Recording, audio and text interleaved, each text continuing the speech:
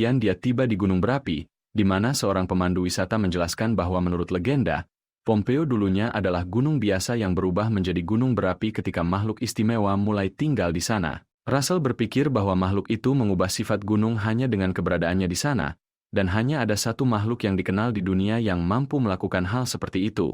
Pemandu wisata menunjuk ke depan dan mengumumkan bahwa naga merah adalah penyebabnya. Russell memutuskan lebih baik melanjutkan sendiri dari titik ini. Saat pemandu wisata menyiapkan kelompok untuk berjalan di jalur yang ditentukan, Russell tiba-tiba melompat dari gunung dan berlari menuju gunung berapi. Pemandu melihat sekeliling dan bertanya kemana yang lain pergi, bingung dengan kepergiannya. Sementara itu, Russell menyelam ke dalam air terjun dan memikirkan tujuan kembalinya. Pertumbuhannya melalui misi dan hadiahnya, mungkin semuanya, terkait dengan naga.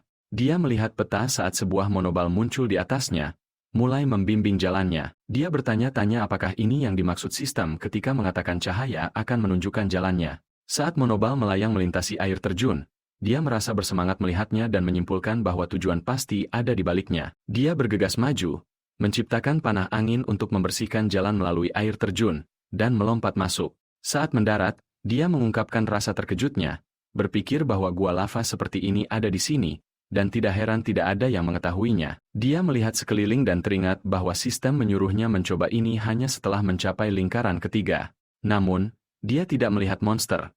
Bahkan binatang buas pun tidak ada. Dia terus maju dan melihat sebuah pilar. Penasaran, dia bertanya-tanya mengapa pilar itu ada di sini dan menyentuhnya, mempertanyakan seberapa tua pilar itu. Lalu, pandangannya tertuju pada sebuah pintu, dan dia berkata bahwa dia sudah bertanya-tanya kemana dirinya pergi. Ternyata dia sudah ada di sini sepanjang waktu. Russell berjalan menuju pintu itu. Saat dia mendekat, dia merasakan sesuatu dan menegur dirinya sendiri, berpikir bahwa dia sudah melupakan hari-harinya sebagai tentara bayaran. Dia lengah dalam situasi di mana bahkan suara atau keberadaan monster atau binatang pun tidak terdeteksi. Keheningan dan ketiadaan tanda apapun menunjukkan satu hal. Dia telah memasuki wilayah predator yang kuat. Pada saat itu, seekor biawak komodo tiba-tiba muncul di depannya. Makhluk itu melompat menyerang, dan Russell nyaris menghindari serangan tersebut. Dalam prosesnya, pilar di belakangnya hancur. Russell melompat tinggi ke udara, matanya tertuju pada kadal komodo, dan berpikir bahwa monster ini biasanya membutuhkan setidaknya 2 tim penuh tentara bayaran untuk mengalahkannya. Dia menyadari bahwa satu-satunya pilihan yang tersedia baginya sekarang adalah lari. Dengan sihir lingkaran kedua, dia melemparkan panah petir ke arah kadal itu. Dia pikir dia berhasil menunda waktu sejenak dan memutuskan untuk langsung menuju gerbang batu.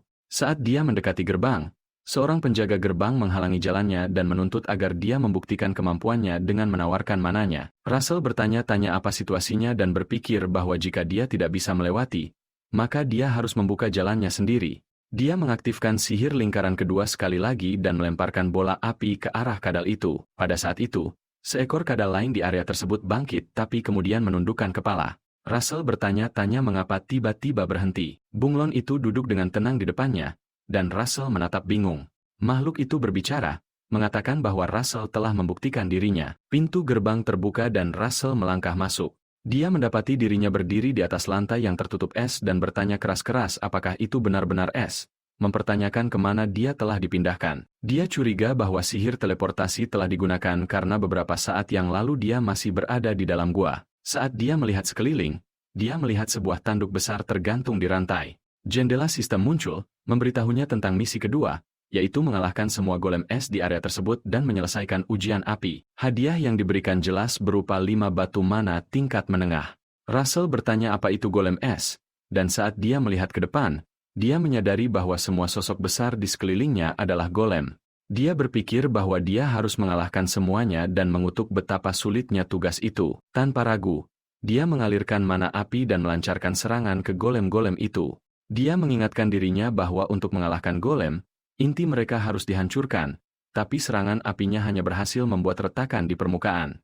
Dia bertanya-tanya seberapa dingin es itu hingga bisa menahan kekuatan sebesar ini. Berpikir bahwa api mungkin tidak cukup, dia mencoba beralih ke sihir angin, tapi mantra itu menolak untuk aktif. Bingung, dia mencoba keterampilan petir dan mundur, tapi mantra itu gagal lagi. Pikirannya kembali pada notifikasi sistem sebelumnya, dan dia mengingat frasa, kalahkan semua golem es di area ini dan selesaikan ujian api.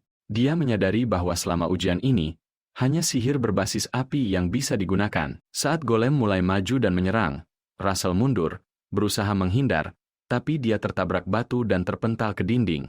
Dia mengerang kesal, bergumam tentang kekejaman tantangan itu, dan gemetar saat melihat golem mendekat. Mengatupkan giginya, dia mengusap wajahnya dan mempersiapkan diri. Mengalirkan sihir lingkaran keduanya lagi, dia melontarkan firebolt dan berkata dengan tekad baru bahwa dia akan menyelesaikan ini. Russell menggunakan sihir lingkaran kedua, firebolt, untuk menyerang golem-golem itu. Serangannya yang kuat mengenai sasaran dengan tepat dan menghancurkan salah satu golem menjadi berkeping-keping. Dengan napas terengah-engah, dia menyadari hanya tersisa 2 golem. Dengan kecepatan ini, mananya akan habis sebelum dia berhasil mengalahkan semuanya. Dia tahu bahwa dia harus menemukan cara lain untuk menembus perisai es mereka yang keras sekaligus. Saat salah satu golem mencoba menyerangnya, dia menghindar dengan cepat untuk menghindari serangan yang datang. Dia menyimpulkan bahwa dia harus memusatkan semua kekuatannya pada satu titik. Pada akhirnya, jawabannya terletak pada kepadatan. Pertama, dia harus mundur untuk mendapatkan jarak yang cukup agar bisa mengucapkan mantra dengan aman. Dia memulai dengan mengeluarkan panah api, menerapkan rumus penguatan untuk meningkatkan kekuatannya, dan berhasil menciptakan proyektil yang membara. Kemudian dia memutuskan untuk memasukkan rumus replikasi dari bola api dan akhirnya menggabungkan semuanya menggunakan rumus kompresi. Dia mencoba membuat kumpulan firebolt dan mengikatnya bersama, namun kebingungan muncul saat kombinasi itu tiba-tiba gagal. Dengan putus asa, dia memohon agar penggabungan berhasil, menahan rasa sakit selama proses fusi yang tidak stabil. Meski mengalami kegagalan, dia melancarkan serangan dan melubangi salah satu golem.